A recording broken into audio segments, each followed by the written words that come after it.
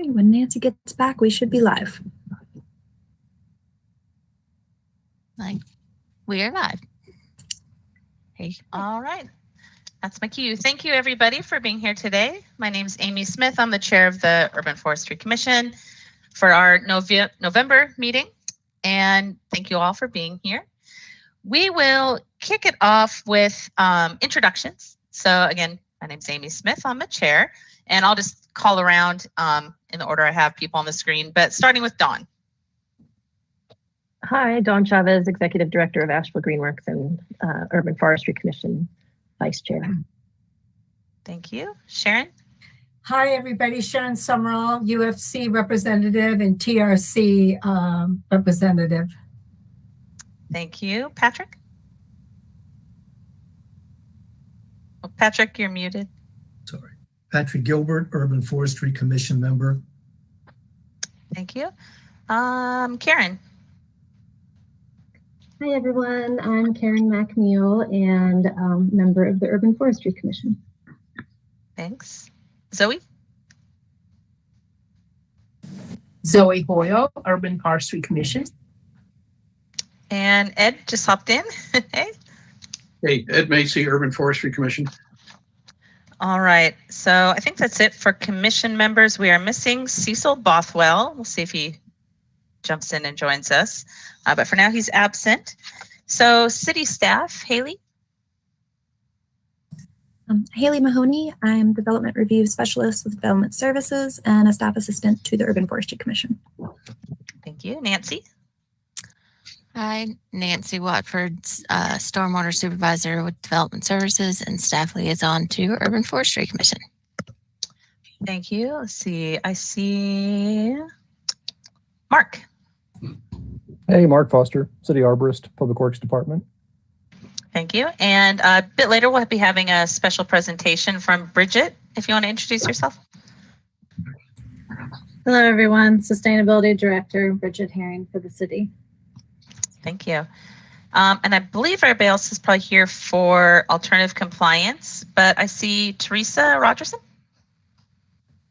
Hello, Teresa Rogerson, Ecological Landscape Designer, Ecology by Design. Thank you. And Joe and Michael. Yeah, Joe Youst and Michael Ribaso. We're with Berardi Partners. We're the architect, engineer, and designer for the Battery Park Apartments that the application is on the docket for today. Thank you. And now, of course, I can't remember your first name. It says D. Lloyd, but I know it's right there on the tip of my tongue. Sorry, if you could introduce yourself. That's okay. Darcel Lloyd, resident. Thank you. And Mark Matheny? Yeah, good afternoon. Mark Matheny with the City of Asheville Development Services Department. I'm the Building Division Manager. Oh, okay, thank you. I hadn't met you before, so thank you for introducing yourself. Okay, did I miss anybody? I think that's it. All right. So first order of business to call the meeting to order, we need to approve the minutes from the last meeting. So if everybody got a chance to review those, I just need a motion and a second. So move. A second. Dawn. Thank you. We'll do a roll call vote. I'll go in the order on the agenda, starting with Dawn. Aye. Ed? I'll abstain. I was absent last month. Okay. Sharon? Aye. Zoe? Aye. Patrick? Aye. Karen? Aye. And I vote aye. No, I got it there. Okay. Sharon, did I call on you? Yes. Okay. It was 2 seconds ago. I couldn't remember. All right. Thank you. The minutes are approved. Do we have any public comment? Refresh the page in case anybody joined. No callers on the line at this time. We'll check again during alternative compliance.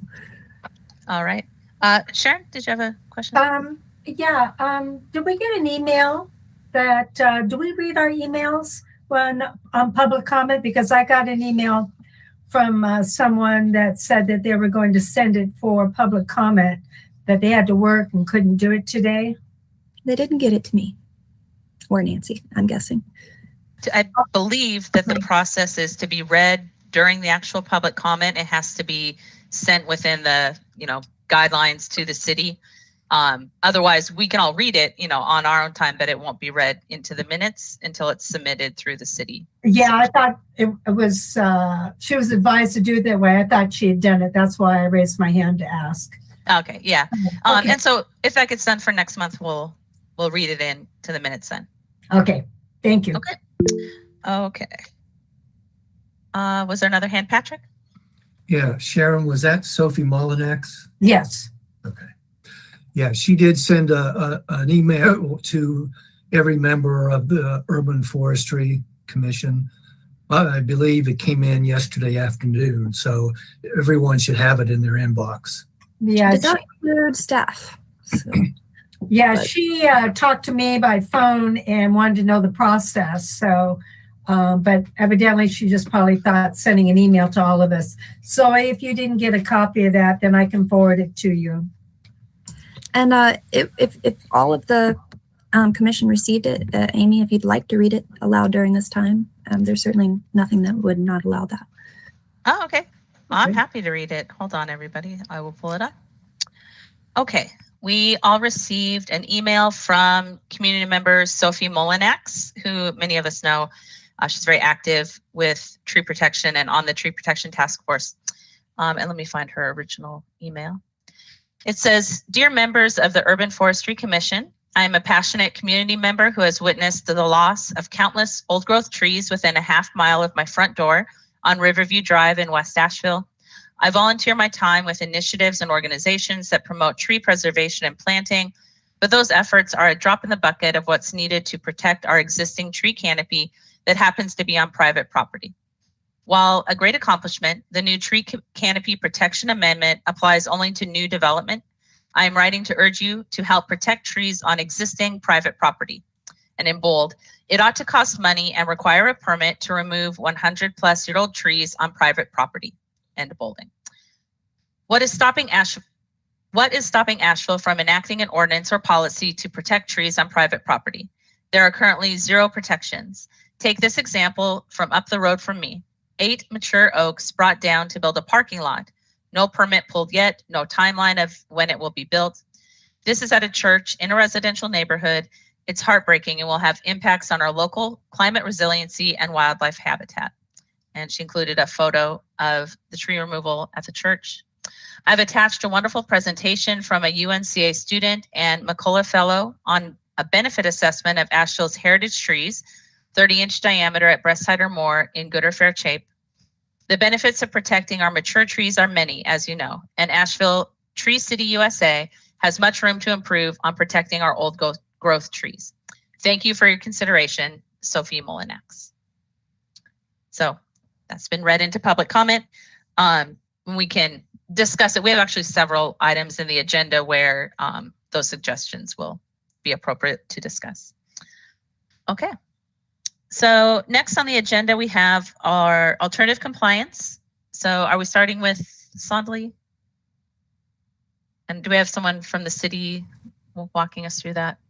I think Nancy's good. Oh, okay. No, you Nancy, need go ahead. Thank you. So let's see. Let me get this pulled up. There we go.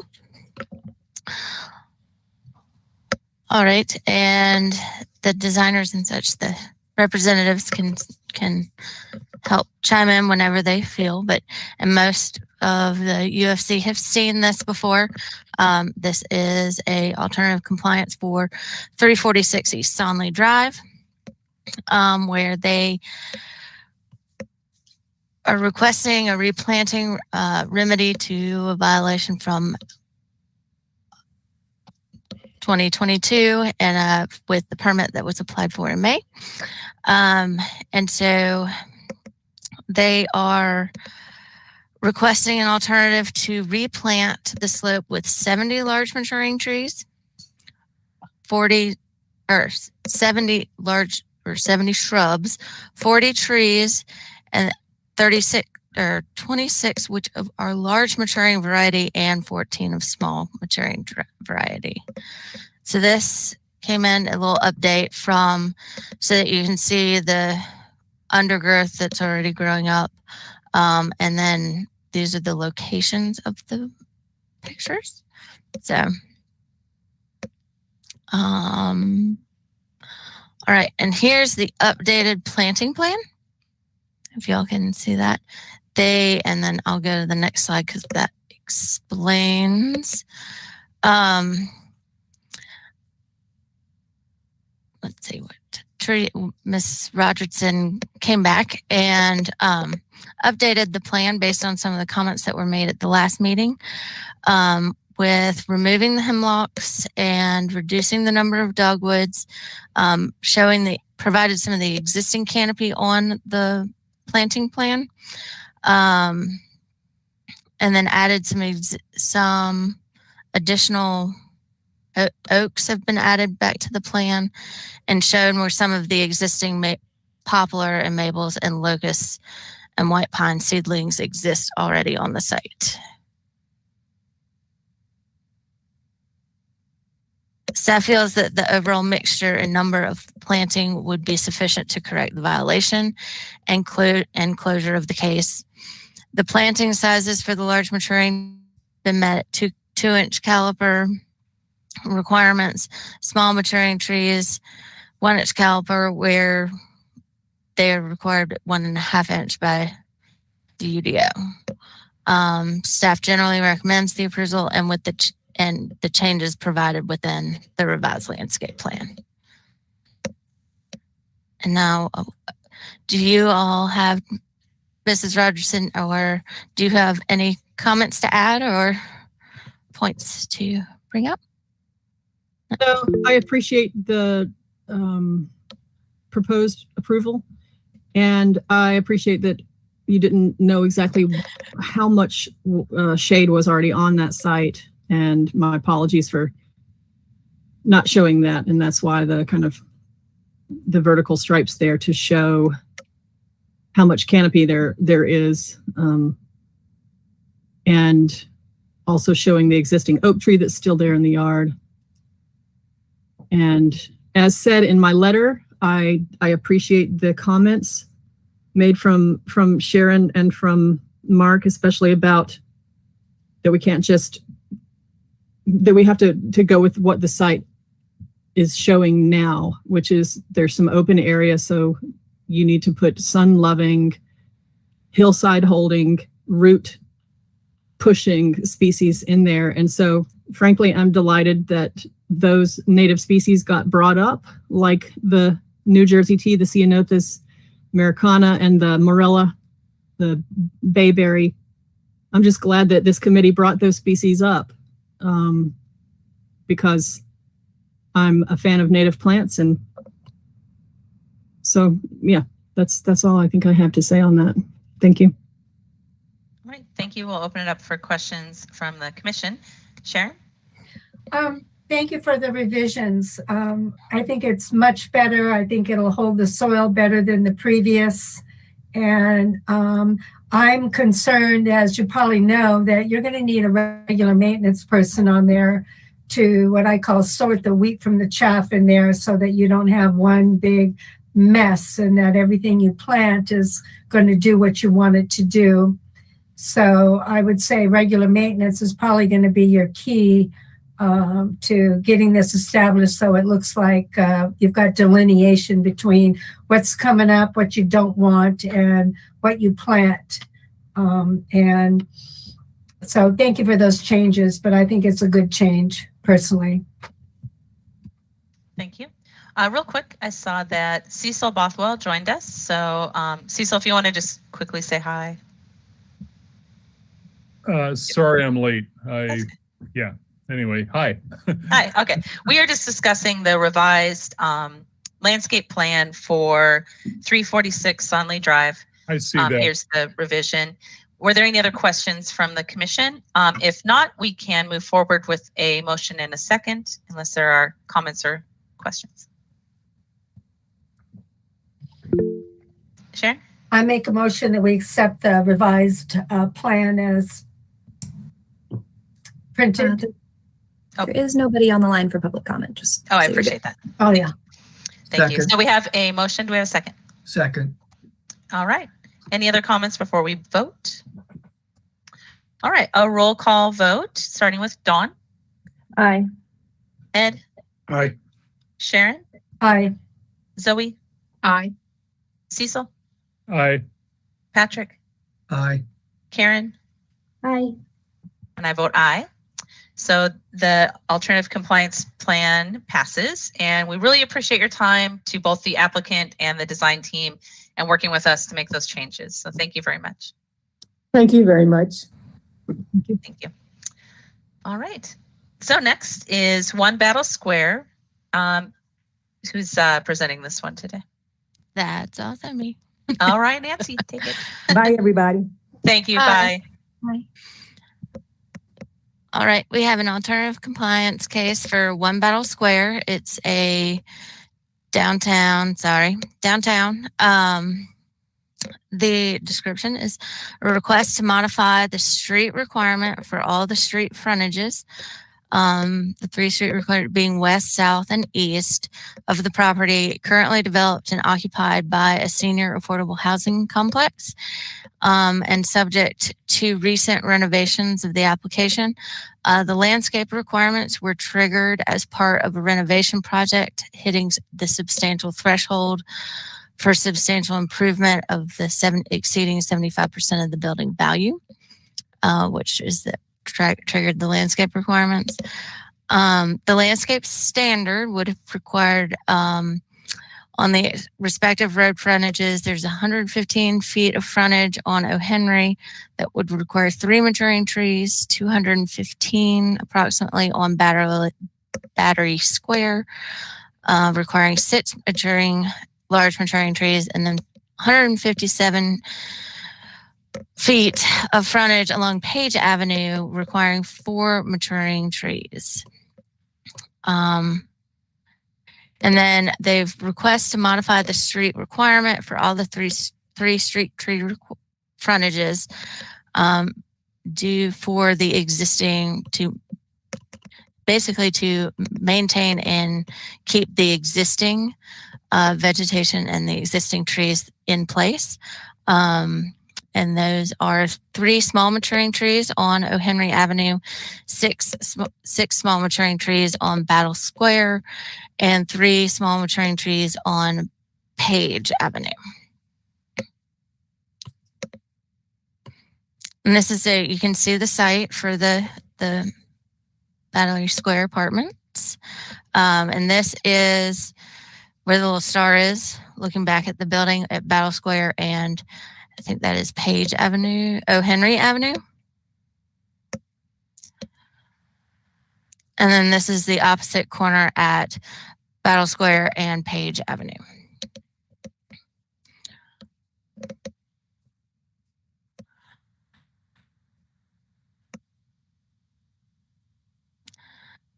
And then this shows some of the existing conflicts that they have with this parking and loading area. And then there's also some utilities overhead in this location of this, I don't know, in the striped space around that called out number 4 in that area along Page Avenue. But this is their proposed site plan to maintain the existing landscape and trees in place.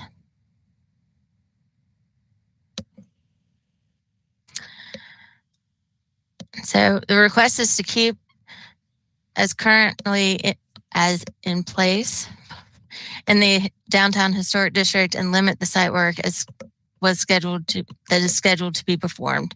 There's a large existing access easement along Page Avenue and then overhead utilities in the same location that run in conflict with some of the street tree plantings. And then staff recommends approval for the reduction due to several factors being limited planting spacing between the existing trees, limiting width of the planting yard. Current sidewalk will remain unmodified as part of the level 1 site plan review. And the applicant is seeking a separate modification for the existing driveway. That's handled by transportation. So and the street tree pattern would be interrupted by a number of those additions of 1 or more trees within the frontage. Staff was unable to find evidence of an earlier modification of planting requirements issued by city staff. So we couldn't find a previous alternative compliance. And I will open the floor to the applicants if y'all want to add any additional information or have presentation. I don't believe we have any additional information to add outside of that. We want to reiterate, we definitely are going to maintain all of the existing trees and landscaping that are there now. We would obviously clean up and make sure everything's healthy and properly watered and cared for as we work through the renovation and after the renovation. But outside of that, we appreciate you all taking the time to hear us out and work through it. All right, thank you. So questions and comments from commission members, starting with Ed. Yeah, are there any exterior renovations going on with the building?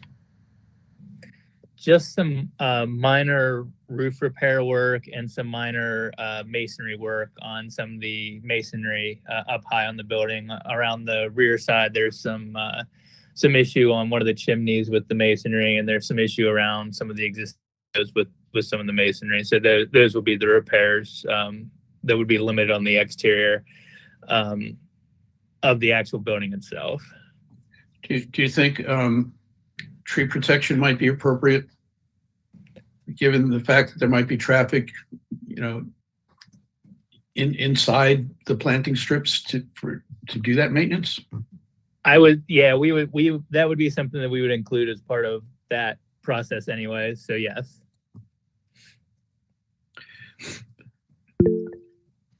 Anything else, Ed, or? No, that's all. I'm fine, thanks. Thank you. Sharon? Yeah, to Ed's point, dumpsters in the back. Are you going to have trucks pulling up and unloading equipment in the front? Or is everything coming through the back? Everything would be at the back right now would be the plan. That's where the majority of our work, of the heavy work that's going to require equipment, is in the basement of this building, which is more accessible from the back side of the building than it would be the front side of the building. Yeah, that ties in with Ed's comment. Okay, thank you. Yeah, and then on top of that, just to add, as you all may be aware of, a few years back, there was a paver patio project that was done at the front entrance of this thing, and we don't want to put any equipment or anything that's going to damage that paver patio that's there either. All right. Dawn.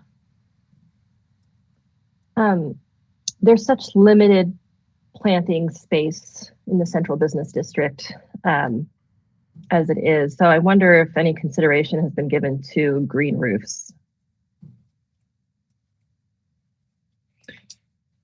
Not necessarily for this project, no. We've toyed with it on some other projects, but it was not something that was discussed or brought up for this project. Anything else, Dawn? No. I would like to chime in that I think in this case, it's appropriate to not try to, tear out those existing trees that are there. So I think, as far as that goes, it's a good plan. If, obviously careful consideration is given to tree protection. And, looking at the site, I just, I don't see a lot of opportunity to enhance that. So down the line as trees decline, replacing them appropriately. But other than that, I don't see anything else that I would need to modify in this plan. Ed? Yeah, can we make tree protection a condition of our approval? Yeah, we can add that in. So if that's the case, unless there's other questions or comments, we could create a motion in a second. Want to give it a stab, Ed? Yeah, I make a motion that we approve this request on the condition that appropriate tree protection is provided in the planning for the renovation. All right, is there a second? Second. Thank you, Patrick. Any other questions or comments before we vote? All right, roll call vote. Dawn? Aye. Ed? Aye. Sharon? Aye. Zoe? Aye. Cecil? Aye. Patrick? Aye. Karen? Aye. And I vote aye. So the proposed alternative passes, and we appreciate, again, the applicants and the consultants giving us information here today. And if you have any questions on tree protection and mitigation, be in touch. We're here to help as well. Perfect. That was going to be my next question. Was there any standard that you had for tree protection? So as we're working through the specifications and everything, we'll reach out for you to make sure we're covered and getting you all what you want. Yes, that'd be great. Thank you. Perfect. Thank you. Thank you. All right. And you're all free to go. You don't have to hang out for the rest, but thank you so much. Great. Thank you very much. Thank you. Thank you. All right. So that brings us to our presentation from Department of Sustainability on the Municipal Climate Action Plan. So whenever you're ready to get that set up and go ahead, Bridget. Good afternoon, everyone. Again, my name is Bridget Herring, and I am the Sustainability Director for the City of Asheville. And I'm here today to talk to you about one of the projects we have going on in our department, which is the Municipal Climate Action Plan. So some of the key takeaways that I want to leave you with today is that this is really an update to a previous action that was taken the last time the city had looked at doing a plan to address all of the sustainability goals that have been adopted by council was in 2009. And so this is an effort to update that with the additional resolutions and whatnot that council's adopted since that time, and to really take a fresh look at this to prioritize what are the impacts and the activities that we can undertake to really drive the most progress on some of these goals, and what are the resources required, whether that's staff capacity or a capital investment or an ongoing operational cost that might be preventing us from making this progress. And I think the thing that is interesting to this committee is how trees factor into that, and that they've been identified to reduce heat island impacts in terms of supporting our climate resilience and adaptation, as well as sequestering carbon, which contributes towards the city's carbon reduction goal. So a little background on this project and how it came. As I mentioned, we had a sustainability management plan in 2009, but since then, City Council has adopted a food policy action plan, conducted a climate resilience assessment, 100% renewable energy goal. So we needed to add all of these things in so that we had an opportunity to have all of our goals in one place. So it was a little bit more easily accessible to our community, and to really look at what's driving those actions and what we want to prioritize with them. And so last June, or I guess not last June, June prior, June 2021, City Council approved the contract with AECOM, which is the consultant that the city has hired to help us with this project. So as I mentioned, the goals here are to update this document, to have all of our goals under one house, to identify and prioritize the high impact activities to drive progress, and to come up with a sequence of events, right? Recognizing that we can't invest or implement every high impact activity simultaneously, and that there's some advantage to some things need to start now, they'll take longer. Some things, the opportunity might be better for the city as the market changes or our opportunities change. And so trying to get behind a sequence of events, and then what are those resources and resource gaps missing that have prevented us from taking this action so far. And then to just make it a little bit more accessible instead of referencing these various resolutions that can be kind of wordy and in government speak, and try to make that something that's a little bit more accessible to our community. So this just gives you a little timeline. So there's a project page that lays out each of these steps of the process. But as you can see, we've gone through the discovery phase. We've engaged with our staff and our Sustainability Advisory Committee. We've done an assessment of the landscape. We've started prioritizing what those high impact activities are. And so now we're starting to enter into drafting that final report that will be presented to council somewhere in Q3 of FY23. So for the public watching, our fiscal year runs from July 1st to June 30th. So that would happen sometime between January and March of 2023. Just orient you to how this plan is going to look. We basically try to look at our goals in a fresh way, right? Not in the silos of the resolutions, but looking at them in terms of climate mitigation and adaptation and categories of things. And so we've started to organize them by 3 specific goals.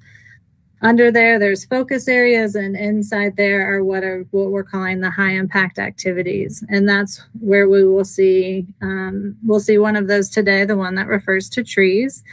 And then within those high impact activities, that's where we'll have the resource gaps identified. That's where we'll have some implementation strategies identified as well. So on the left side of your screen in the pink, these are the goals. And on the right side, those are the focus areas. So it's a lot to read. I sent Haley a copy of these slides. They can be posted. People can view them later. But just wanted to give you some context of, we're looking, because this plan is focused primarily on city operations, because it's a municipal focus, we want to make sure that the assets that the city owns, operates, and maintain are resilient, sufficient, sustainable, and efficient.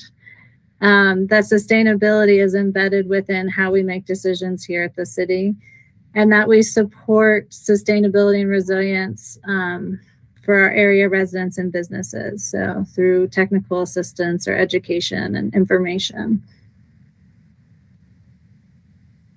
So as I mentioned, so just to orient you again, at the top, this is where the high impact activity that results to our urban forest resides, which is in that goal 3, focus area 3.1.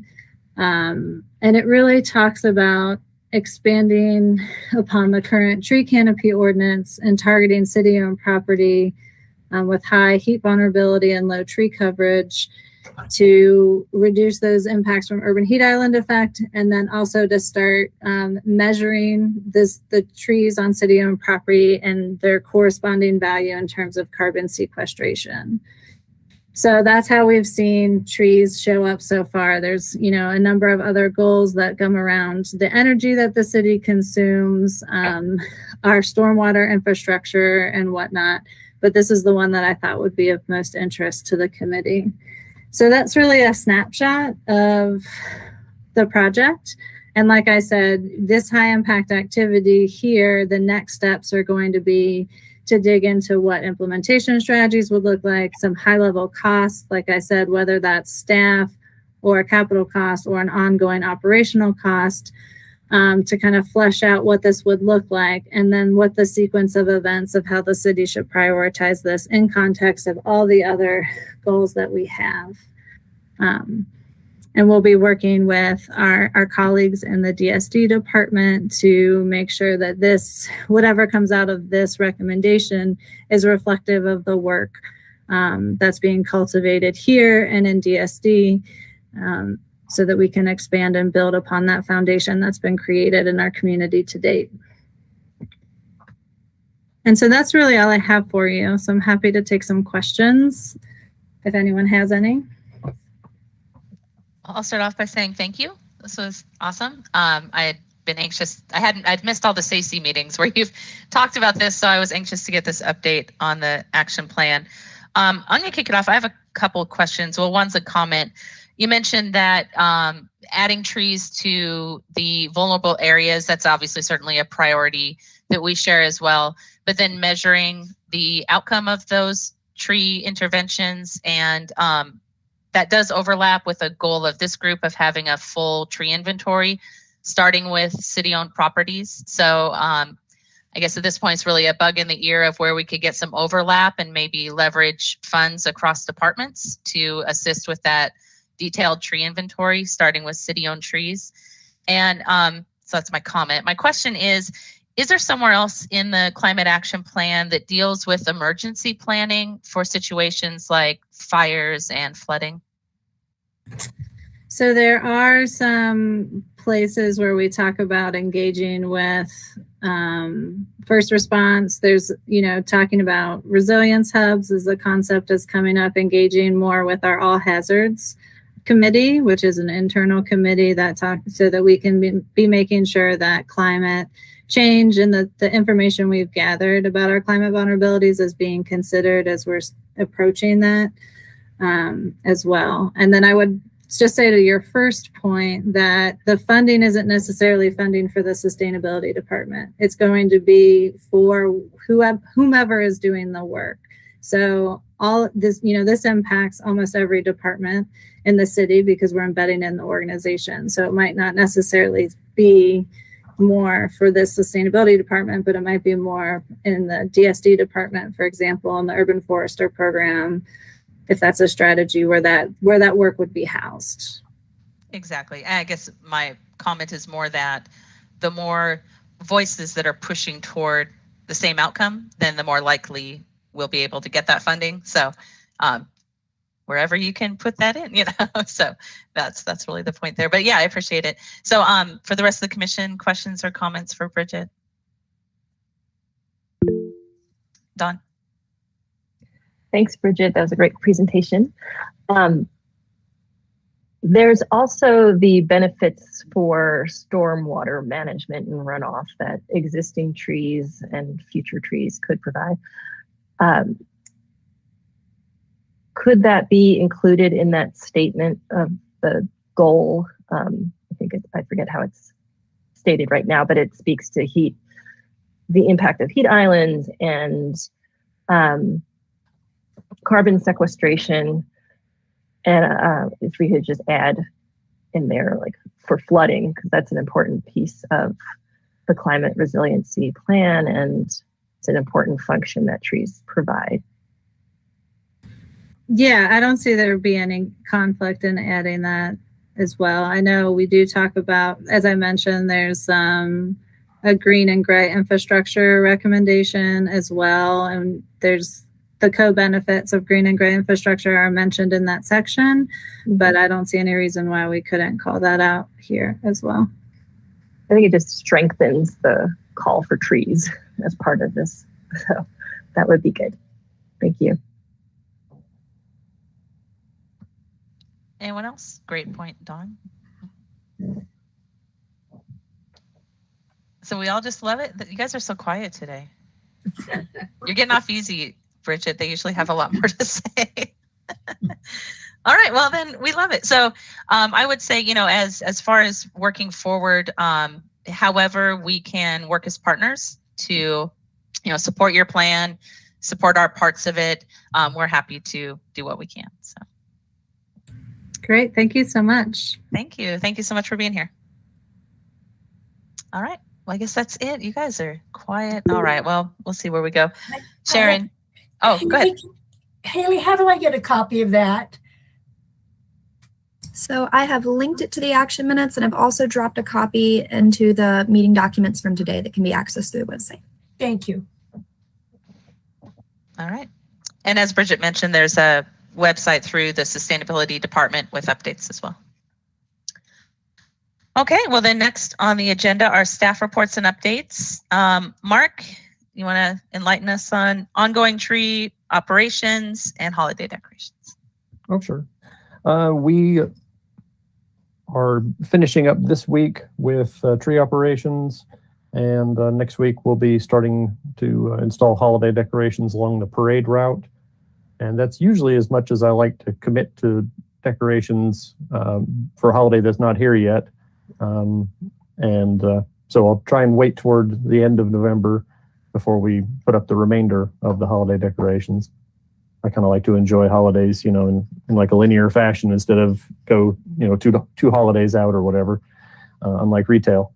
And we have also discontinued roadside bush hogging, and those staff are working on stump grinding this week. And then they'll be joining the tree staff with the decoration installation because of how few people we have. That's about it. Thank you. Any questions for Mark? All right. You can see on here the tree protection ordinance update. On first glance, I don't see anything new there. Nancy, any other updates? That's it. No, I mean, let's see. Hold on. Well, I guess I don't talk about this later, but we did post the urban forester position last Friday, and y'all all got that email, I believe. So it is posted and actively recruiting. So looking good. Thanks for all your help too with that. I appreciate it. Yay. All right. That's exciting. So that is posted. If you have, networks, get that out there. I know Ed sent it far and wide. Thank you so much. So we'll look for those candidates to start rolling in. So we are making progress. So awesome. Thank you so much. All right. Well, then moving on to old business, starting with our working groups and updates. So the policy working group, that should actually say Patrick. I know Patrick's been, making some headway. So you want to give us a little update on Article 19 and Chapter 20? So I had a conversation recently with Ben about getting together with a working group and going over the proposed amendments to Section 719, and also stressed with him our desire to have those amendments go forward to this city council at the same time that we send the revised Chapter 20 to the city council for discussion and approval. So after this meeting, I'll get back with Ben and see if we can schedule a meeting on 719 and get that out of the way. In Chapter 20, I received several emails from Greg Schuler, the Director of Public Works, and one from Mark Foster, the City Arborist, regarding Public Works internal work on Chapter 20. I responded to Mark this morning, and I'd like to go over the history of this briefly for the record on this meeting. In the summer of 2021, the policy working group met several times to go through the existing ordinance, Chapter 20, discuss things that we would like to see in that ordinance, things that we thought were outdated in terms of best practices and standards. And most importantly, we discuss how we could include language into Chapter 20 on heritage trees. In late summer and going into September, Ed Macy and I went through the existing ordinance virtually line by line. In doing so, we assessed each line, whether it was appropriate to remain in the ordinance. We looked for language that we thought was outdated, and we used strike through to go to indicate deleting of that language. We added new language primarily to update best practices and standards in that ordinance. And where relevant, we added language that would tie in the ordinance to 719, the tree canopy preservation ordinance. We posted that in our Google Docs folder, and we alerted the city that it was in there and ready for review. I'll also add that the working group was working off an assessment made by Assistant City Attorney Eric Edgerton that Chapter 20 was so outdated that it needed a complete overhaul. After that, the working group met with staff from Public Works and Development Services to go through the document that Ed and I prepared. According to my notes of that meeting, Public Works had two primary areas of concern. One had to do with language that we added that would have given the Director of Public Works or his or her designee the authority to intervene in disputes between property owners over tree removal. And Public Works said that that was a very slippery slope, and they really did not want to get into that kind of activity. The other major concern is that we had substituted the urban forester for the Director of Public Works and the Director of Development Services. And Public Works felt that was premature because at that time, we did not have a urban forester on board or even any approval for funding for an urban forester. We also agreed to work on language related to heritage trees. After that meeting in December and January, Ed and I took the feedback we got from the meeting with city staff. We made revisions to our initial document, and then we cleaned it up by deleting all the stuff that we thought was outdated and inappropriate, and which we never got any objections from city staff. We then posted that article, that new document, revised document in January of 2022, and let city staff know that it was there and ready for review. Admittedly, probably from that point on until July, the Urban Forestry Commission was really focused intently on doing what we could to ensure that we got the funding for the urban forester. After we were successful in that late in August, we went back to Chapter 20 and we made requests for city staff to get together and go over our final revision of Chapter 20. There was some back and forth because Department of Development Services felt that while they wanted to be part of that discussion, they thought that Public Works should take the lead on that. We didn't disagree with that, but several attempts to get that process started didn't get us anywhere until the past month.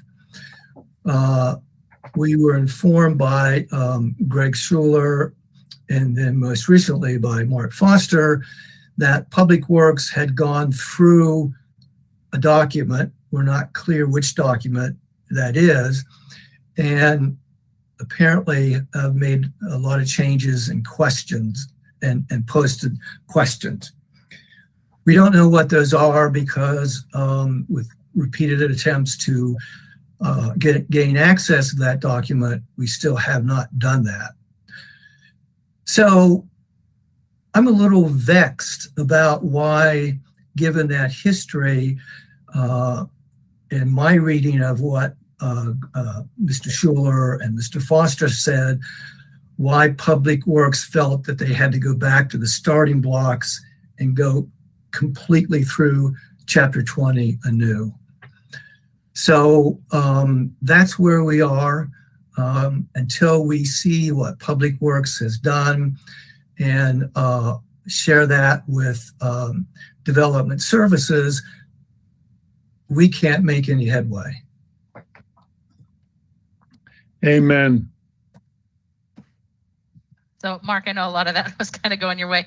Do you have any comments for where we're at with Public Works at this point? Yeah, sure do. You're in the home stretch.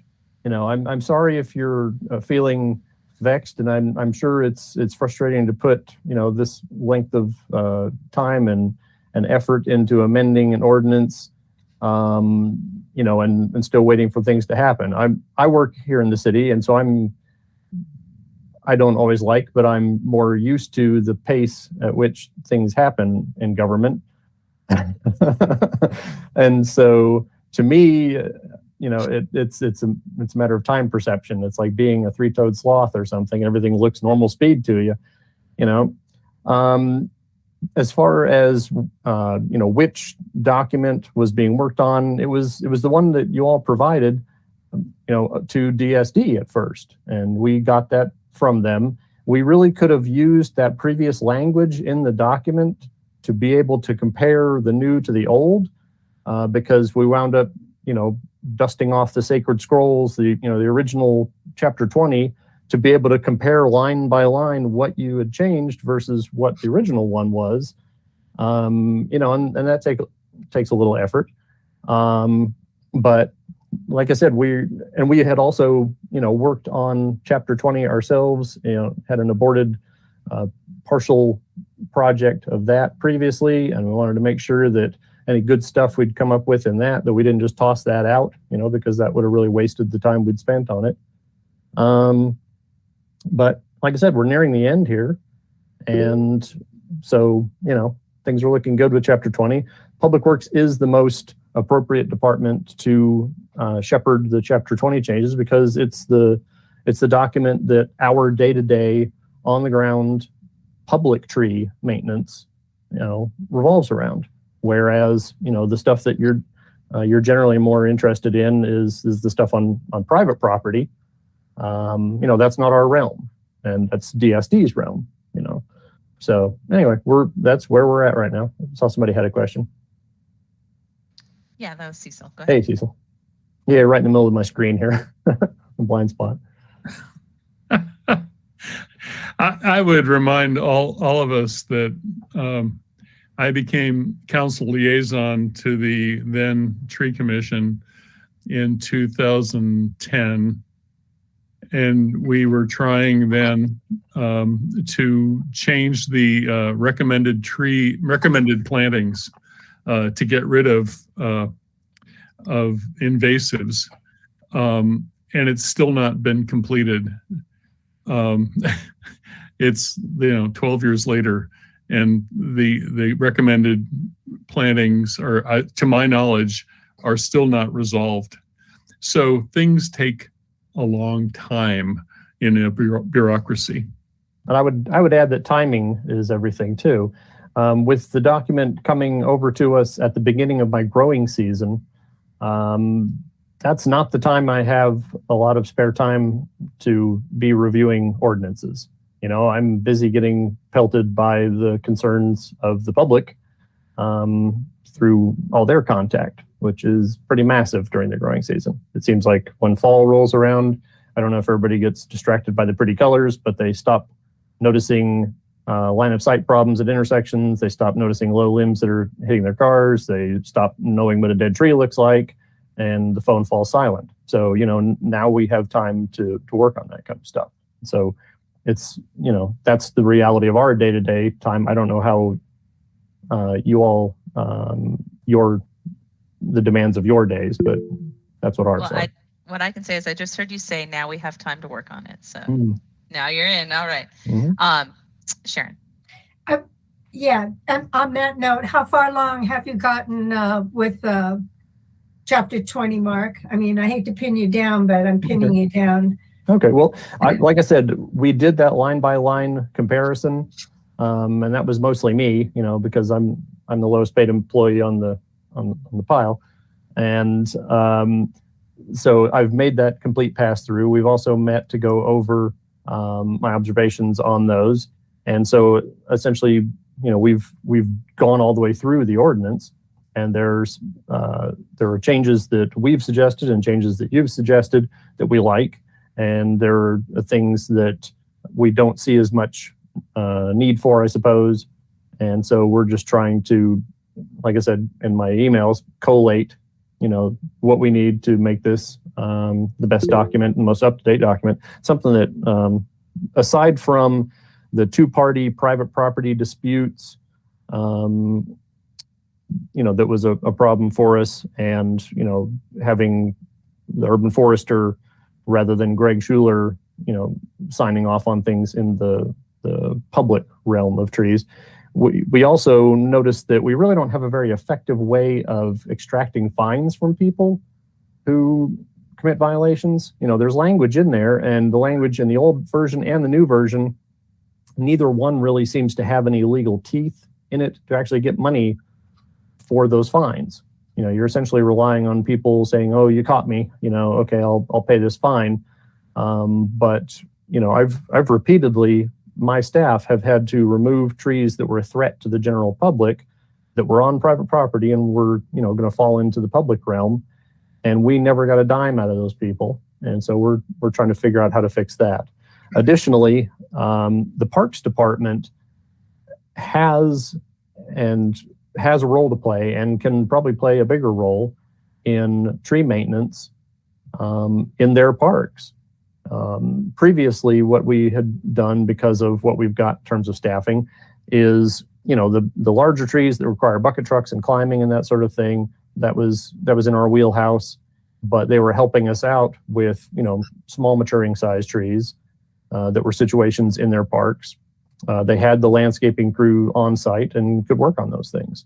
And so we're hoping that, because under their new management lately, it seems like Parks is helping us out even more by contracting out trees that are dead as a hammer and along park pathways and so forth that are a threat to the public, and we welcome that assistance. So we need to try and figure out how to get those additional things slid into the ordinance as well. Those are things that obviously you hadn't thought about, and things that had just sort of recently we'd had an aha moment about. Okay. And so then, and I'll get to you, Patrick, is the next step then, we're still waiting on sort of the Public Works version so that we can review it, so we can all meet together? I'm guessing that's kind of where we're at. Well, I think what we're looking at is, we'll have a Public Works version that, we're going to roll out to you all, and it's going to include probably the vast majority of things that you all wanted. And it's going to have the things that we need in terms of our operations and operational effectiveness. And then if there's any, final comments, we hash those out at that time. Okay. Okay, Patrick? So are we on track to get the Public Works version by the end of this year? Well, we're coming into 2 holiday months, so I don't know, maybe, but I want to have it to you before things get busy for me again in the springtime, obviously. I sent Greg a email with the link to our latest version of Chapter 20 that Ed and I revised back in January. The one labeled final? Yeah, did he share that with you? Yeah, that's what I was working off of. Okay. Thank you. All right. Thanks. Ed? Yeah, I hate to monkey wrench this, but I don't think you're off the right version, Mark, because those 2 things that you mentioned, changing the back to Public Works Director, and what was the other thing? The second, the 2-party issue. We had already corrected that in the last version that we had sent. That's the final. So I think you're working off an older iteration. Well, I'll double check for you. Because like I said, I remember seeing specifically in the document title final. So unless you had final or something. I'm pretty sure you don't have the right one. Well, and Patrick, either way, I guess it sounds like we need to get whatever this work that Public Works is doing back to us, so that then we can compare the pieces we've done as well. So as Patrick mentioned, we had responded to Public Works comments and did another version that cleaned a lot of that stuff up. And if Mark's working off an earlier version, then I think you're going to be missing some of the points that we threw in there, and I'm really concerned about that. So, Patrick, we need to make sure that Mark's got the right version in hand. And that's what I was just going to suggest. If you guys want to just make sure that you send that back over again. Sure. and Okay. so we can just confirm. Okay, That'd be good. thank you. Cecil? Would it help to title the document with a date instead of quote final? Yeah, that might be useful as a convention going forward. I can do that. I can make that change. Because I don't know, it might be a while till we're final. Then we'll have final. Yeah. So yeah, no, Just good maybe use idea. exponents on the Number end the of final. versions or date the versions. That's a good idea. Okay. Well, Patrick, thank you very much. And just so everybody knows, Patrick has agreed to sort of take the lead on this policy work, just to, take a little pressure off of me, but obviously working together with the rest of the policy working group. So thank you so much, Patrick. And I've really noticed a difference since you've, really initiated the communication. So thank you so much. Thank you. And then budget request working group. So that's Cecil, Dawn, Ed, and Patrick, I believe, are currently on that group. Have there been any meetings, or we're sort of kind of getting geared up for, the push into the fiscal year? We haven't had a meeting. Yeah, that's okay. It's fine. Ed, go ahead. Yeah, just a heads up, this is just for information to the group. The President's infrastructure bill includes $1.5 billion for urban forestry funding nationwide. And speaking with my colleagues in the Forest Service, they are developing a strategy to get that money out to state forestry agencies and nonprofit organizations and through state forestry agencies to cities to fund urban forestry programs. So the more we can stay on top of what our budget intentions are over the next year or so, the greater the opportunity to maybe score some of this funding to take care of some of our ambitious ideas. So we just have to make sure that we monitor this and sort of be prepared to hit the ground running with proposals. It will be matching funds as far as I can tell, but that's just a bridge that we have to cross when we get to it. It's a lot of money. Yeah, there's a lot. So I guess my thoughts on that, as far as the policy or the budget request working group, we have city and, county, but city elections coming up as well. So we will have new people on city council. So I think at this point, it's sort of a make the wish list kind of thing. What do we see as our path forward, so that once those new council people are installed and this funding is starting to come around, then we can really push for detailed, specific requests. So that's just my recommendation. Thanks, Dawn, provided us a link for the Survey on Inflation Reduction Act and Urban Forestry. Thank you. That's through the Arbor Day Foundation. In 2 weeks, I will be at the Partners in Community Forestry National Conference in Seattle. That's through the Arbor Day Foundation. And so hoping to get a bunch of great gems that I will report back to you all on as well. So I'm sure that'll be a big point of discussion, is that national funding as well. So, all right. So I guess this might be the time to talk about it. I was going to kind of bring this up when we talk about all the working groups, but this can kind of wait, I think, until our annual retreat to narrow it down. But with the working groups, I'm hoping that we can get just one step more organized in how we run our working groups, with someone being the point of contact lead in each working group, being the one person who can funnel communications. That's ideally not like just me, for example, or any one other person, so we can spread the work around. I've been very lucky and blessed in my business that I've been extremely busy, plus my other full-time job. So the more that we can delegate, and so not any one person is too taxed with any of these objectives, so that we can keep working on them. So keep in mind, if you have one of these working groups or another that you're particularly interested in, consider being sort of the lead.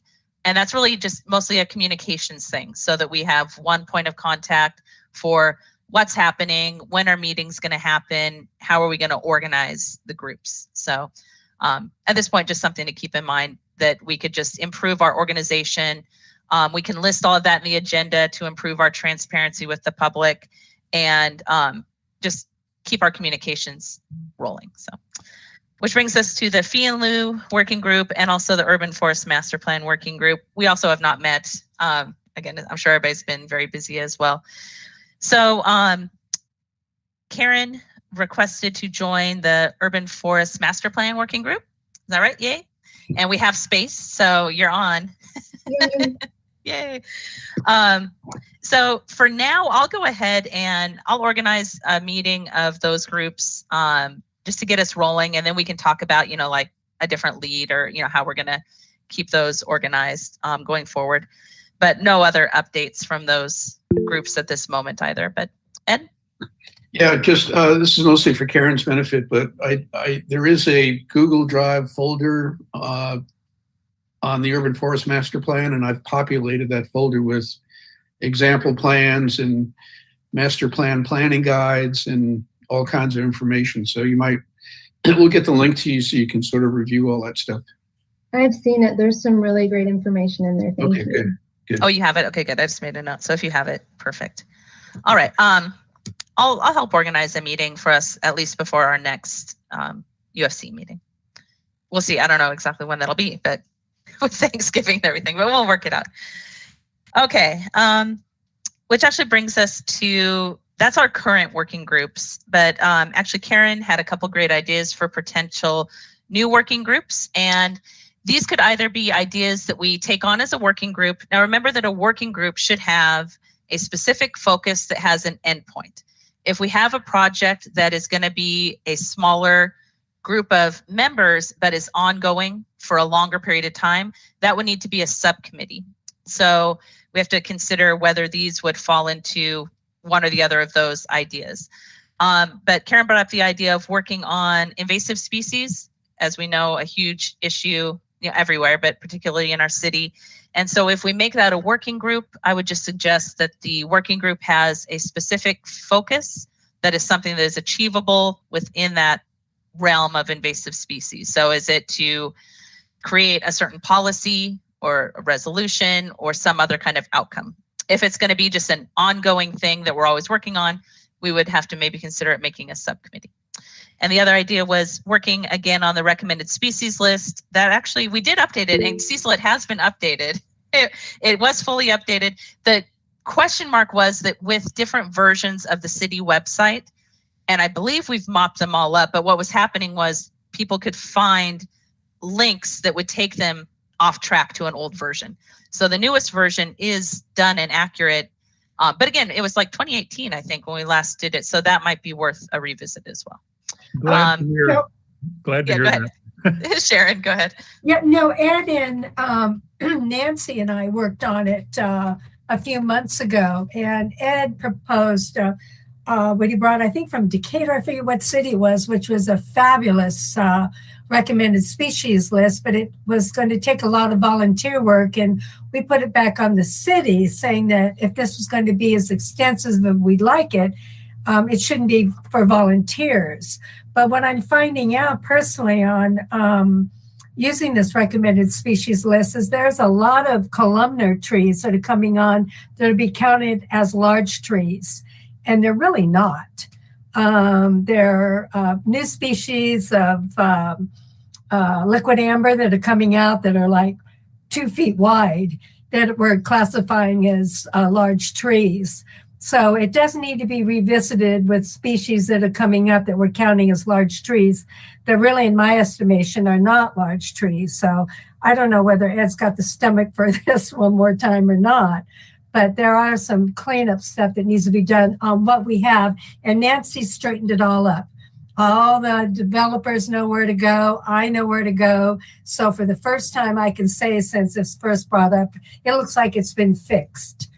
Where it's located, thanks to Nancy's hard work on this. But I do find I've got some issues with some of what's listed as a large tree is not. So we may have to want to take a look at that. I don't know how much we want to dive into the RSL. I mean, I'm willing to do it because I see it all the time. But well, and that could be, a short-lived, hopefully, working group, where get together for a few meetings and have some changes and get them put through. So it wouldn't have to go forever, you know? Yeah. Yeah. But just Ed and I and Nancy waded through it. I don't know, last year maybe. It was during That's right. COVID. Yeah. I remember that. So, so I hear Sharon saying that there's at least some interest. Would anyone else be interested in, helping with that? I honestly don't have enough expertise on that area. I'm interested in that. Okay, Karen. All right, so that's easy. Karen, Sharon. All right. Anyone else? Nancy? I could be. Oh, sorry. Don. I could. I might be able to be, but it's kind of tentative. Got it. Okay. I was going to say I'm not volunteering. I was like, dang, yeah, okay, jump on in. No, I was just raising to, the way that it currently lives, like part of it, because, okay, so the endeavor that y'all are talking about, I think that we discussed with Ed, and that is bigger than what, we currently, we're going to take the existing document and modify it as needed, kind of on an annual, every other year, to kind of capture these new species that are new cultivars that may not be addressed on the current list. So feel free to send those to me, because then I can compile that and help get that ready for whenever folks want to take that to re-adopt or whatever. But I think what the endeavor that y'all are discussing is basically not a revamp, it's rewriting. So, but that's just there's a small piece that we can easily address and capture some of those things so we're not misqualifying trees as large maturing versus small maturing or columnar. And then the other piece of it is a different different conversation. But that's Okay. it. Patrick? Yeah, since policy is inherently ongoing, and there's always going to be ordinance tweaks, should the policy working group be renamed the policy subcommittee? It makes it a lot harder if we're a subcommittee, but it's a good point. It's a very good point, because we could look at it two different ways. Because each policy that we work on is a specific thing that has a starting point and an ending point, then it could fall under a working group sort of situation. Because ideally the goal would be to finish, but like you said, then there's always something else to look at. So the difference would be a subcommittee. Every meeting has to be publicly noticed. It doesn't have to be held in public like this, but it does have to be publicly noticed. Again, not a huge hurdle, but you wouldn't just be able to on the fly have a meeting of the full subcommittee. So that's the bonus of a working group, is it's more flexible in that you don't have to publicly notice the meetings. So to Patrick's point, I guess let's consider it, because it might be more appropriate for us to change that one to a subcommittee. Let's see. I think at this point we're fine to continue. Let's, at the latest, address that at our annual retreat. That would be an appropriate time, sort of the beginning of the year, to make that change if we decide to. But let me consult with city staff and just make sure we're still on the right track for that. Okay. All right. I'm just making a note. Versus subcommittee. Okay. So back to the invasive species question. So it's a perfect, thing for this group to tackle. My only question is there a specific outcome or goal? And we don't have to decide at this particular moment if we want to think it through. But Ed, go ahead. Yeah, I think invasive species is an important thing to tackle, particularly with respect to how it affects trees, vines and things like that. But I'm almost thinking that it might be more appropriate to include that as a major component of the urban forest master plan, Right. rather than doing separate work on that. That's a good point. Yeah, it is a key part of the urban forest master plan. Yeah. Yeah, because the plan will help us, especially if it includes an inventory, identify trees with particular problems or areas that need some response, like the cemetery, for example, where I think they've been doing some invasive species work. But it'll give us the opportunity to be very specific with the actions that are needed, rather than us doing work in advance. That's a good idea. Sharon? Yeah, big.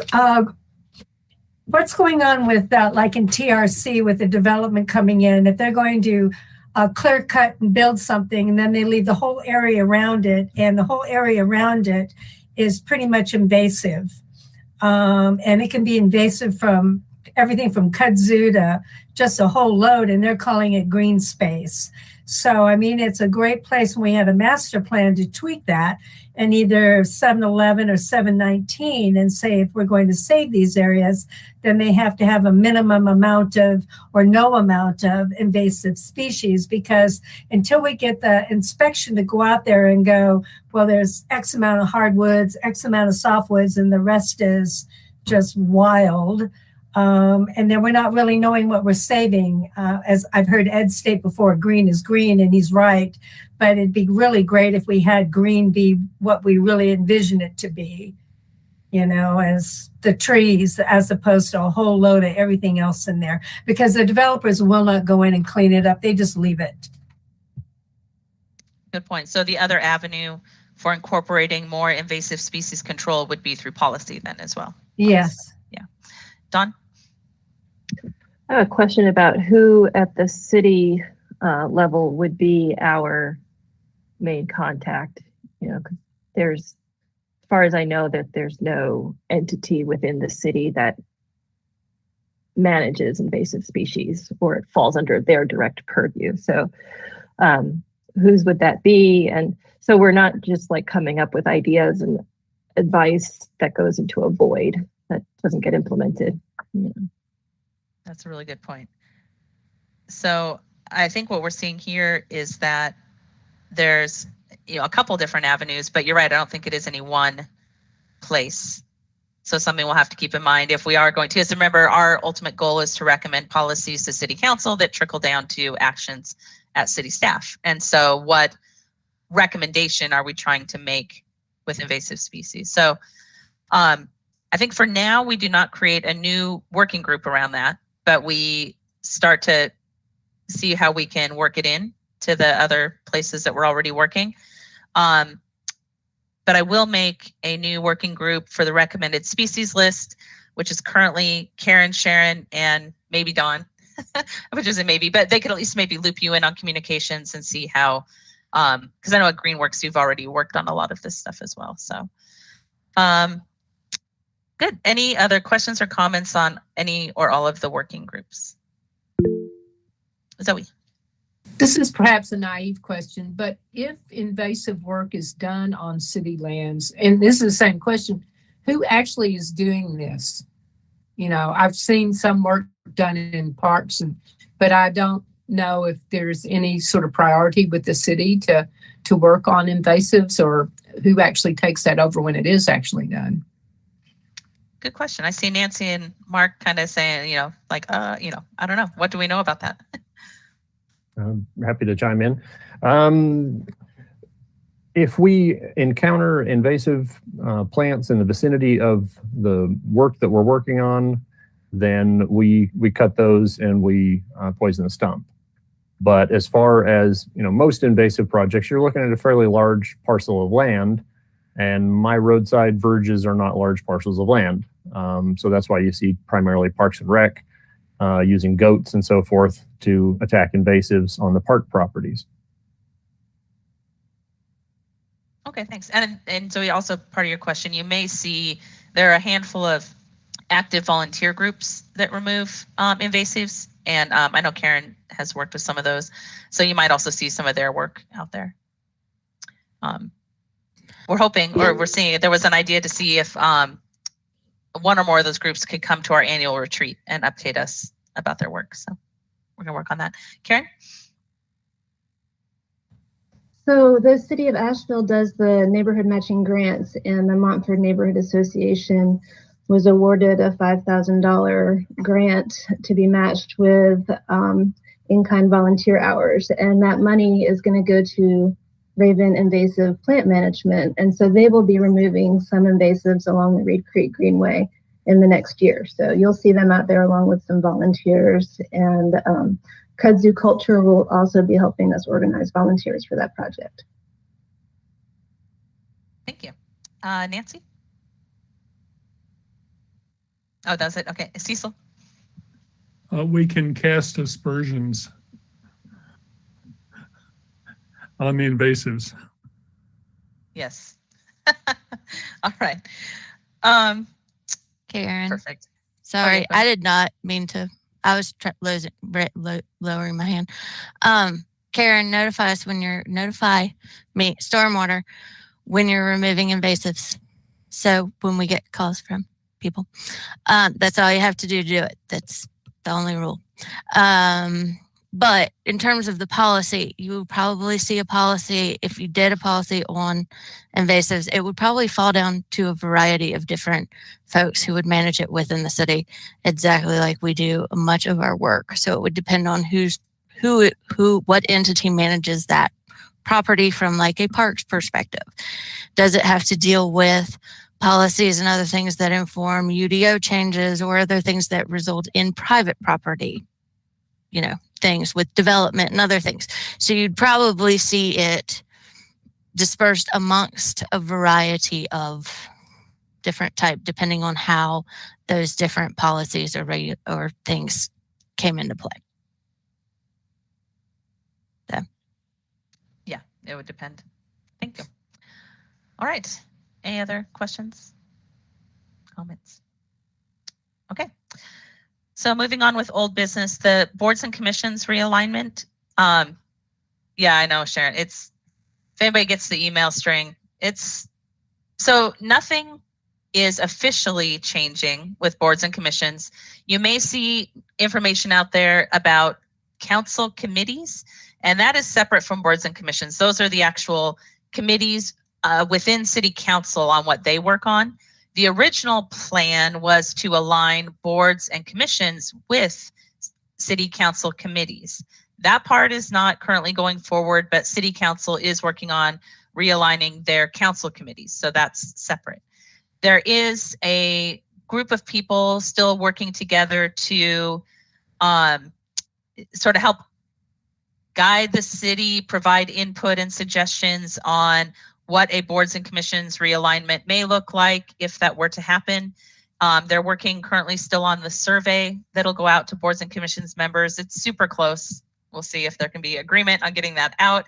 But hopefully soon you will see a survey that would be really, really helpful if everyone, especially current boards and commissions members, would take that survey so we can gather some data on what changes may actually be helpful to the city within the realm of boards and commissions realignment.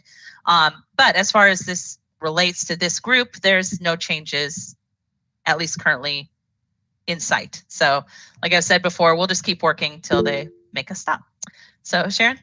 Real quick, I wanted to say that we were unable to incorporate, if you're on more than one board and commission, that you would be able to just download another application. You'll have to, and it'll be on the cover letter, you'll have to ask Sarah for another application if you're on more than, like Patrick and I have been on 2 boards and commissions. So I'll only be able to answer on one, and then if I want to reply on the other one, I'll have to ask Sarah for a different application.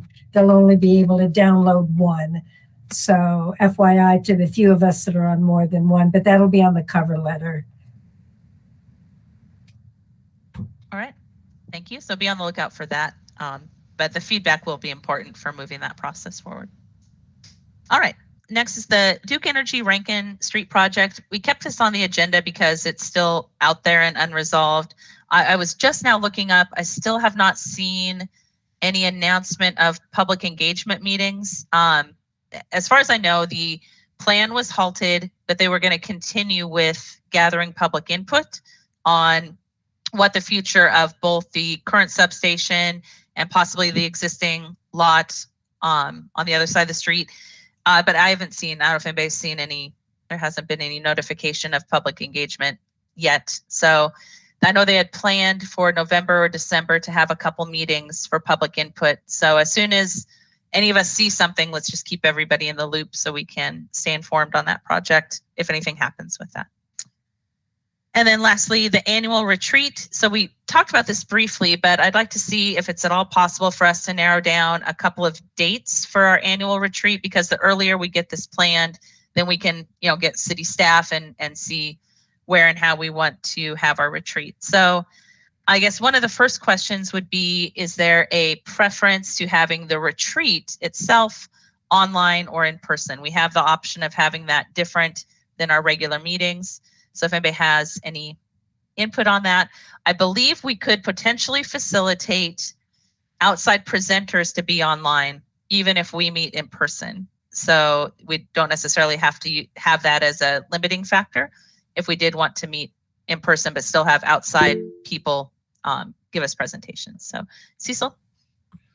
Yeah, transmission rates for the COVID thing are ticking up in Buncombe and across the mountains. So my preference would be for online. Okay. Sharon? Cecil and I always say the same thing. He's against it, and I would like to meet in person, but I'll always go with the consensus. But we always do this. I know, Sharon. Likewise, I'm a in-person person, but but again, if that's not the overall preference, Zoe. I would really like to meet in person, since I have not been in person with most of you. But I would also consider maybe a hybrid where we could meet in person for part of it, and especially if we have people from out of town, we could meet on Zoom with them. That might be more effective in some ways, but I would like at least part of it to be in person. Thank you. Mm-hmm. Oh, and to that point, we actually also traditionally have a lunch get together in December. So we'll do that again, at least have that opportunity for in person for anybody who can make it to that. Patrick? Yes. Although I was in favor of continuing the regular Urban Forestry Commission meetings online, I think I would prefer in person for the annual retreat. Okay, thanks. Shall we vote on it? Sharon? Sorry, I'm talking and I'm muted. Was that February? Is that when we do that? Well, we can kind of do either. So either late January or February. So we will not have a regular meeting in January because it would be right at New Year's.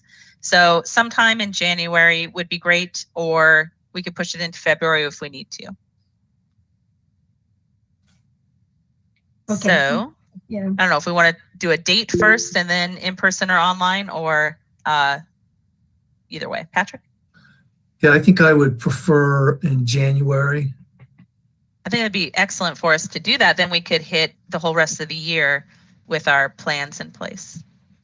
Ed? Yeah, I would prefer January too. The way I understand it, I'm on the it's me, and that probably won't happen before January. So at least I'll be able to attend the retreat. We'll see. Well, if it's in person, maybe you can sneak in. Anyway, I didn't say that. Yeah. So you guys know Ed his tenure is going to be up. So, Patrick. So I would make a motion that the Urban Forestry Commission hold its annual 2023 meeting in January and in person. Okay. Do we have a second? I second. I think Sharon got there. You got it. Yeah, and then so we'll do a vote. So this is to have our annual retreat in person. Dawn? Aye. Ed? Aye. Sharon? Aye. Zoe? Aye. Cecil? You are muted. Oh, I know you vote no. It's okay. Patrick? Aye. Karen? Aye. And I vote aye. So we hope you'll come, Cecil. And if not, we might be able to have a way to loop you in hybrid. Well, I mean, I could change my view in the next 2 months or month and a half, whatever it is. I am concerned that the COVID transmission rate is ticking up all over here. And, you know, and I would also move that we change Ed's name so that he can stay on. Yeah. And I was going to address this next month. There might be a way for Ed to remain as a consultant, non-voting on working groups only. So we hopefully will not lose his expertise. That's really our whole goal with that. So, that'd be good. Patrick? Yes. Would the retreat have to adhere to any city policy regarding in-person meetings? Possibly. Like what? Well, for example, to Cecil's concern, addressing Cecil's concern, if we had an in-person meeting and people wore masks and sat 6 feet apart, maybe that would address Cecil's concern. But I don't know whether that's not the policy now for in-person meetings for the city. I think, you know, and so we'd have to see. My impression would be we would have to see if something currently changes. Currently, that's my understanding. That's not a city policy for in-person meetings currently. So if that becomes so, of course, we'd have to follow it. But we would also, I mean, try to do whatever would make Cecil comfortable as well. I could sit at the other end of the room. Yeah, we'll just. So, All right, so after speaking with Sarah, it's got to be one or the other, in person or online. We are not offering a hybrid option yet, but even for we're working on it, and it's possible by 2023 it'll be in. We're talking about though just for the retreat, because I had asked previously if we could have outside presenters like just join us via a screen to give a presentation, just for the retreat. I can clarify about that. I'll clarify whether members could also have that option. But from when I talked to her last in regards to this with the noise advisory board, it was needed to be one or the other. Well, thank you. We'll clarify that. Okay, so as far as a date, Yeah. I don't know what everybody's schedule looks like. I think a Friday would work really good for me personally. Like anyway, Fridays are good. Also, maybe a handful of other moments, but I'm looking at Friday, January 13th or Friday, January 27th, if anyone has their availability. Friday the 13th, my favorite day. Oh my gosh, that's true. I've got weird days. I've got Fridays available in January, but I'm not good in the middle of the weeks at that end of January. So Friday the 13th is good for me so far. Anyone else have conflicts or preferences for dates, Cecil? Good for me. And maybe I will resolve my concerns. Yeah. Well, we'll hope that maybe it'll be resolved, but fingers crossed. Zoe? Any Friday's good for me. I need to tell you that my screen may black out and I may have to log back in. So that's what's happening if that happens. Oh, okay. We're almost wrapped up with this meeting for now, but thanks. Anyone else? And so the retreat typically is, like a 3 to 4 hour block, to have time to go over all of the planning. So maybe an afternoon. We could do afternoon or morning, really, either one. Anyone have any other conflicts with January the 13th? So let's pencil that in. We'll finalize the time and location based on what we can do with the city and get that out to everybody. And if you have a preference on morning or afternoon, just let me, Nancy Haley, know and we'll coordinate. Yay, oh my gosh, that was a big one. Okay, thanks everybody.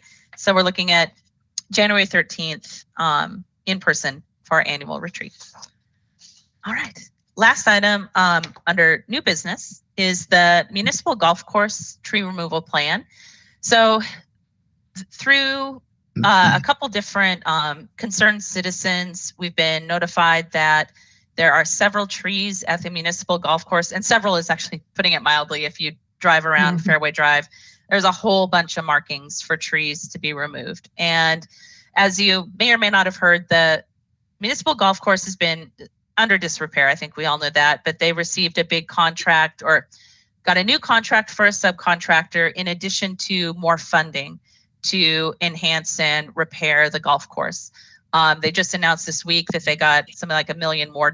So they're well over $2 million to their $3 million budget for golf course repair improvements, which is a good thing, a great thing. We want that to happen. But part of this plan apparently includes a lot of tree removal and an unknown amount of tree planting. So as soon as I got this information, I sent an email to the lead of the golf course project through the city, who's also a neighbor. He also lives in Beverly Hills. And so we all have concern, locally. And full disclosure, anybody watching, I live in Beverly Hills by the golf course as well.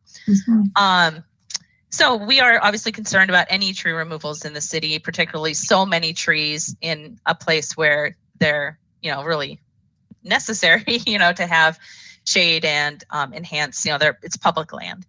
So Chris Corolla had already been scheduled to give us an update on this in December. So I have not received a personal response to the email I sent, but we do know he's on the agenda to meet with us next month.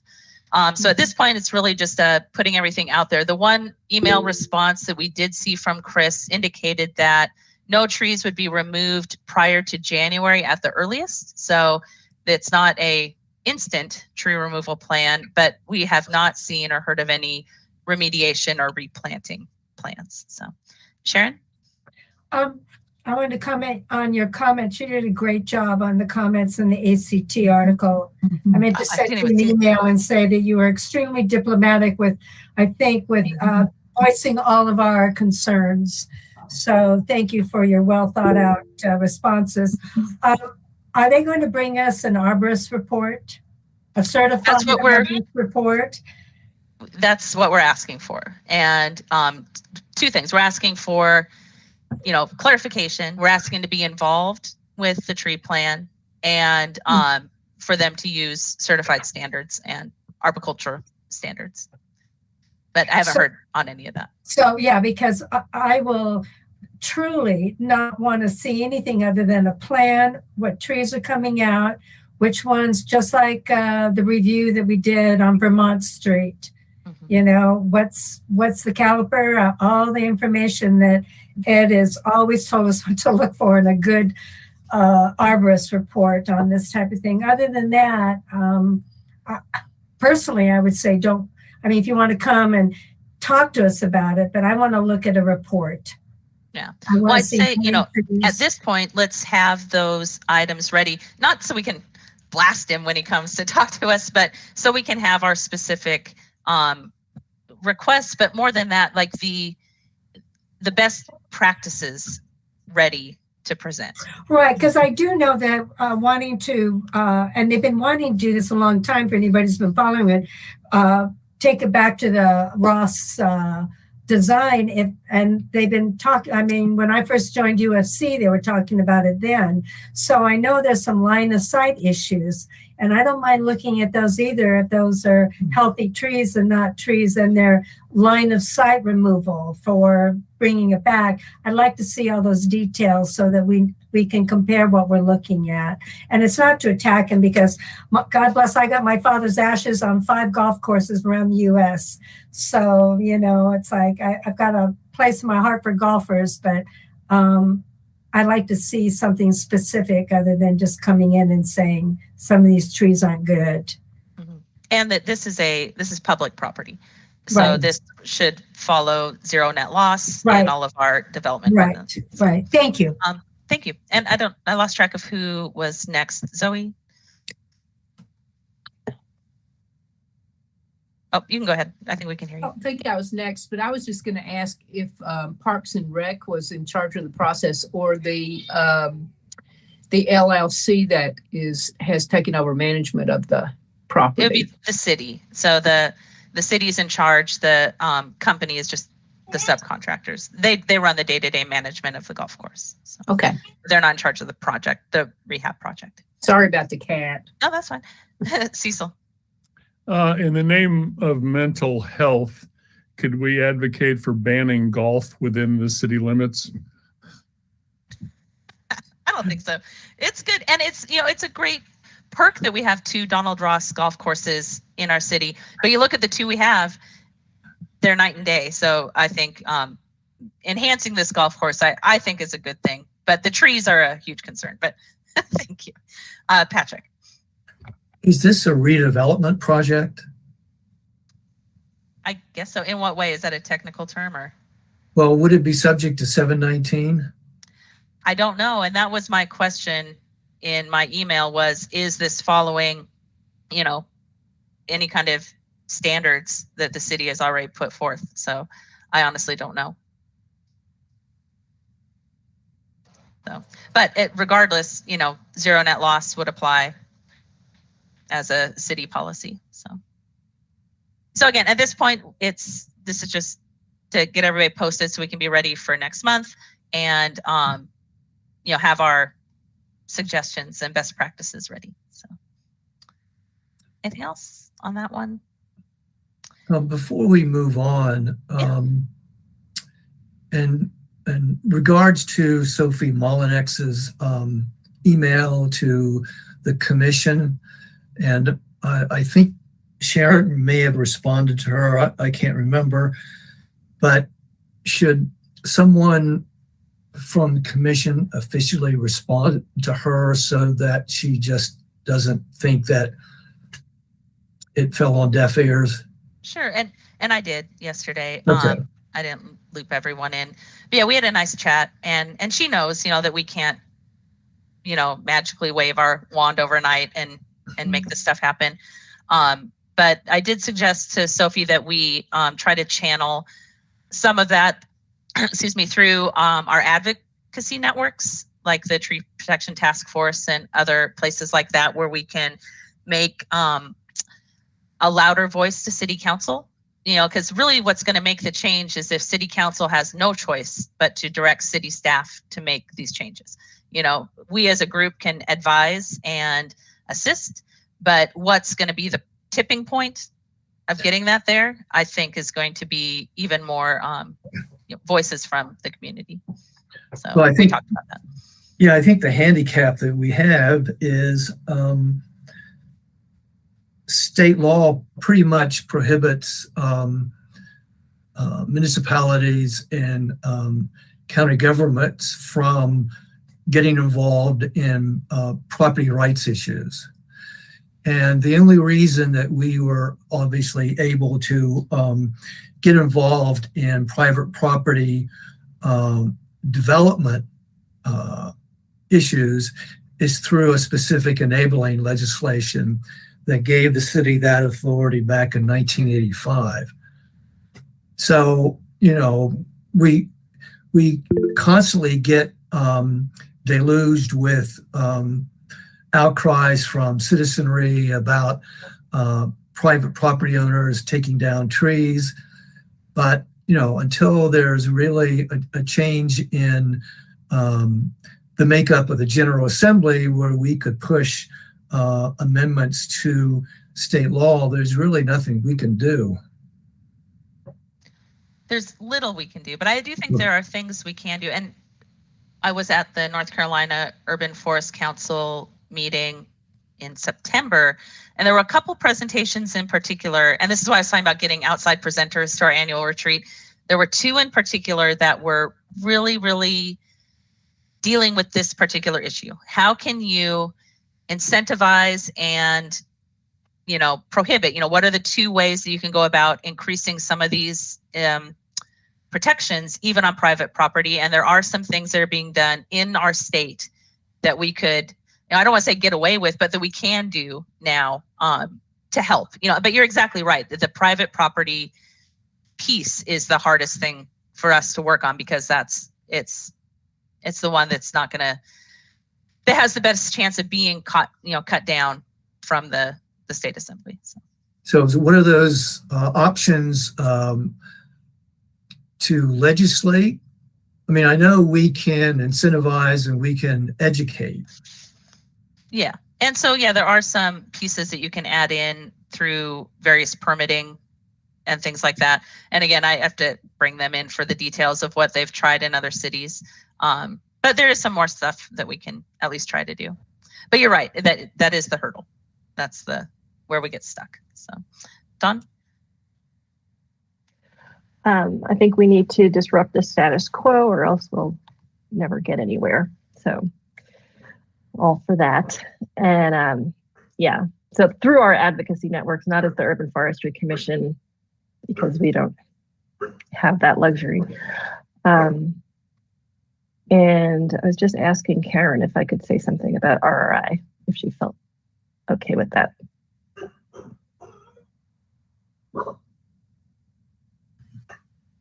I think we should probably wait on Inga and Imka. Okay. Okay. Sounds good. To be continued. Thank you. Sharon. Yeah, I wanted to say that this was a parking lot and it was graded over 300 square feet. And so we do have certain ordinances that we could beef up because this happened to be a church. It is private property. So I was looking at it from a way of, with this particular instance, that it could have fallen into a change that we could make, that if it is a business, like a church is a business, and it's graded over for 300 square feet to put a parking lot in, that it could fall into, we could make it or ask for it to fall into a category where it would have to have tree replacement to do so if they're going to take it out. This didn't happen under that. I don't know whether we've got the provision to do that because it's not steep slope, but I was thinking that would be a way to deal with that lower level business type of situation where we probably could make a amendment change, a text amendment change, if we could think about it. That's why you're on the policy working group. So yes, thank you. Ed. Yeah, to Sharon's comment, while we may or may not be hamstrung by enabling legislation from the state, the question is, are we doing everything we can within the authority that we have?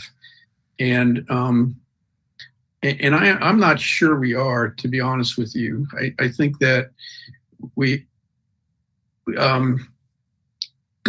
and I think Sophie's letter raises that point. There's a lot of people that are really frustrated out there right now with the continued loss of trees, even though we have a canopy amendment, and even though we've been trying to work with Chapter 20, and even though we're hiring an urban forester, we've made some headway over the years. Folks are really frustrated out there. And, I think one of the biggest first steps we can take is to get that heritage tree provision in Chapter 20 and in is it Chapter 19? It belongs in both places, and I think that in the case of this church, if we had the opportunity to say, wait a minute, do you really want to remove these heritage trees? There's other alternatives. There's ways that we can still do what you want to do and keep these trees. We could have made a difference, but I think that we have to strongly advise the city to move in a direction that enables us to save some of these larger old heritage trees. Man, it takes 250 years sometimes to grow these things, or 150 years, and it only takes a nanosecond to knock them down, and it's just a shame. We can't keep doing that. Do we have a heritage tree resolution that we've passed already? I'm gonna look into it. I can't recall if we did a heritage tree resolution. Did we, Patrick? No, we didn't do a resolution because we had that language in Chapter 20. And it was one of the amendments to Section 719 that we were also proposing. Right, 719, I'm sorry, correct. Yeah. So in lieu of that, we didn't do a resolution, but Yeah, I think we can do a lot more. We really have to strengthen 719, and we have to get the heritage tree language in Chapter 20. Consistency in those definitions across the board, and we have to start paying attention to letters like we're getting from Sophie. There's a lot of people who feel the same way out there. I really am grateful for her sending that. Yes. Karen? I have a heritage tree resolution that's ready. All right. For review. Let's bring it up. And just so that we're all clear, we can make a resolution at any time. It doesn't necessarily have to be completely written out. It's just nice to have it, all the wording there and ready for when we bring it to this group to vote on it. So, that might be our next step with that one. So, Karen, can you send that to me so I can take a look at it? I would be happy to. Thank you. All right, thank you. So Patrick? So maybe we should task the policy working group or subcommittee or whatever it's going to be called to look into ways that we could affect tree removal on private property within the state law 160A.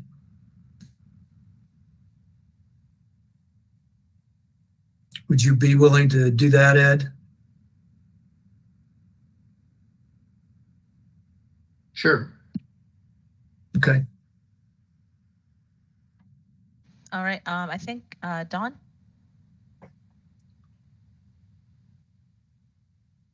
It just flew out of my head. I think there's a difference between a recommendation and a resolution. Wish Kim were here to tell us that distinction, but I think we can make recommendations. And then if the city council, we can propose a resolution, but city council is the one that makes the resolution.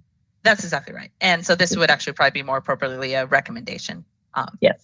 For a policy change. Yes. Encourage everybody to get out and vote. Yes. Thank you. Zoe? Do any stormwater permits come into play in a situation like this church where they're actually paving also? I don't know. I think it depends on the size of the project, but in this case, I don't think the project was big enough in this particular case to trigger development ordinances. Okay.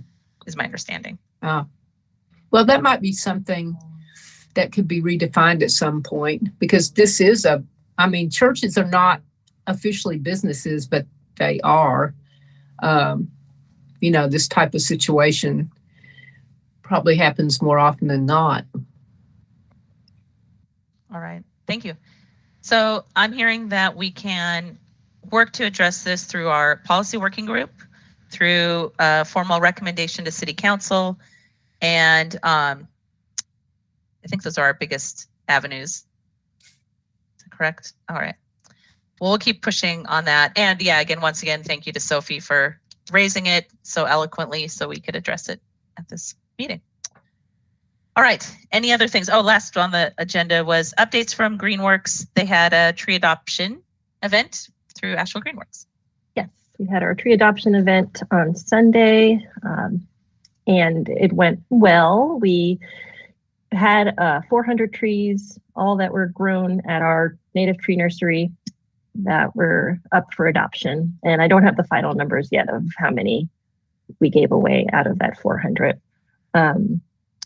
The other thing I just wanted to add to my updates is that tomorrow, Greenworks is working with Hillcrest Apartments, the Housing Authority, and volunteers from TD Bank to plant 25 large maturing trees in Hillcrest.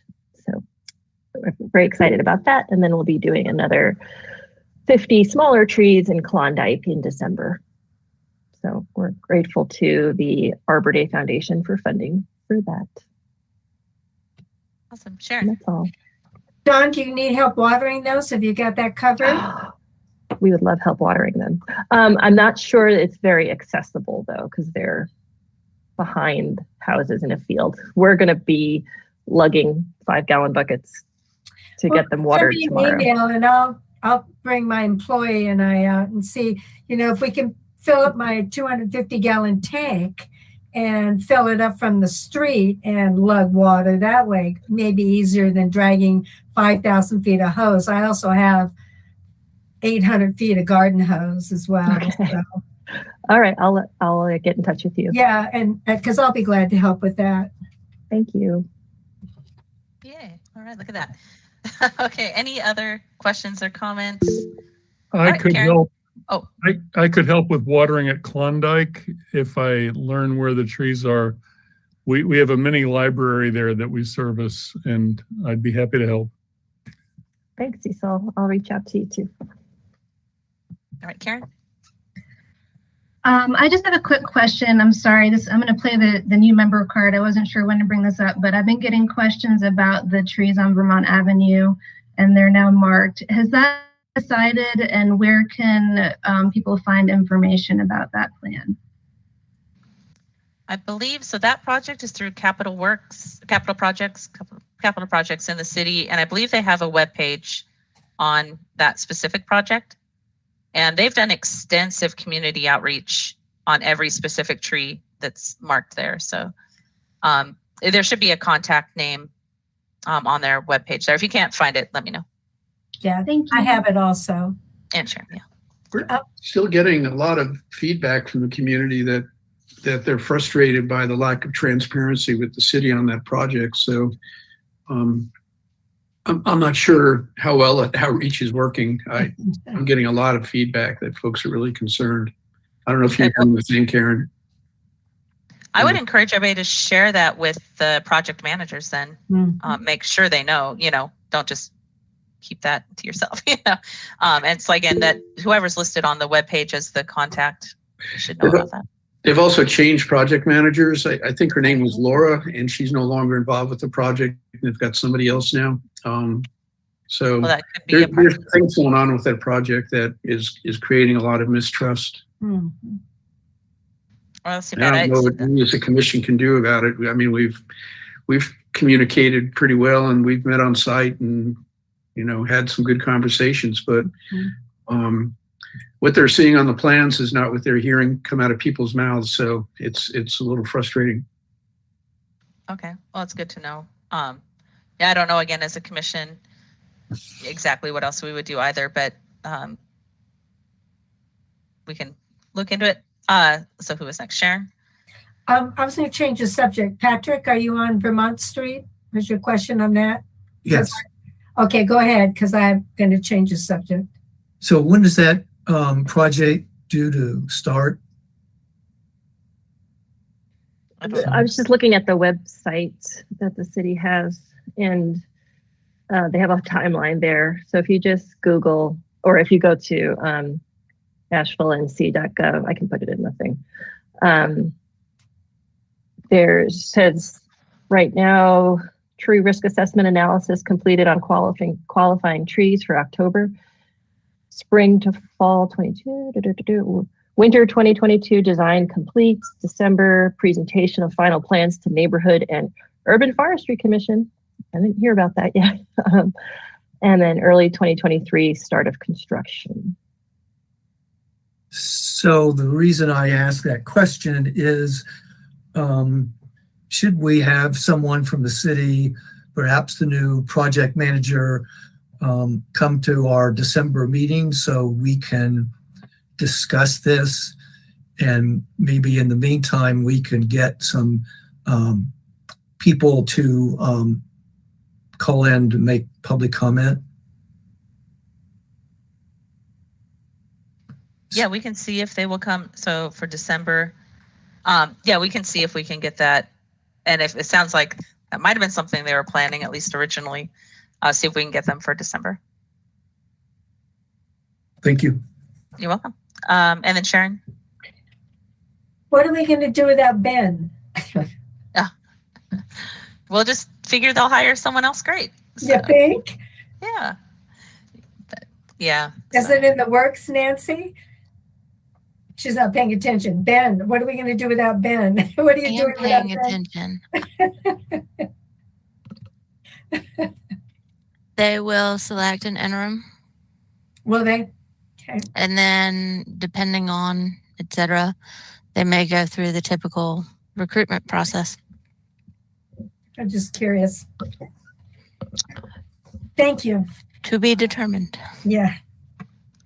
Well, that is really it. 2:59. So, anything else? We just need a, do we have to do a motion? You guys said we don't have to, but anyway. I move that we adjourn. If it's unanimous, we're good. All right, it's Second. unanimous. And okay, second. Any opposition to adjourning? All right. Well, then we'll see everybody for December. Have a good month. We'll see you. Bye.